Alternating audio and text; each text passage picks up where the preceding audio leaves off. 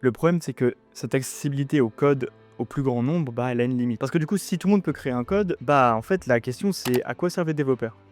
Bah, en fait, ils servent à le comprendre. La grande différence entre un développeur et moi, par exemple, qui ne suis pas développeur du tout, ça va être, je vais pouvoir sortir un code, mais je vais pas le comprendre. Je vais pouvoir créer une application, mais je ne vais pas la comprendre. Et surtout, je vais faire confiance, les yeux fermés, au code de l'IA, alors qu'en réalité, je comprends pas ce qu'il y a derrière. Et elle est là la vraie limite. Sur Reddit, on trouve plein de témoignages d'utilisateurs qui ont créé une application, un logiciel ou quelque chose avec l'IA et qui se retrouvent bloqués par le vibe coding. Parce qu'en fait, à mesure que leur projet grossissait, bah, le code généré par l'IA, il devenait instable et parfois incohérent. Donc oui, on peut produire vite, mais on peut pas le maintenir ce code, on peut pas le comprendre, on peut pas le sécuriser. Pendant longtemps, être développeur, c'était avant tout de maîtriser une syntaxe. C'était de connaître les outils, les langages, les frameworks, savoir structurer une base de données, gérer les erreurs. Aujourd'hui, bah, tout ça, c'est en train d'évoluer.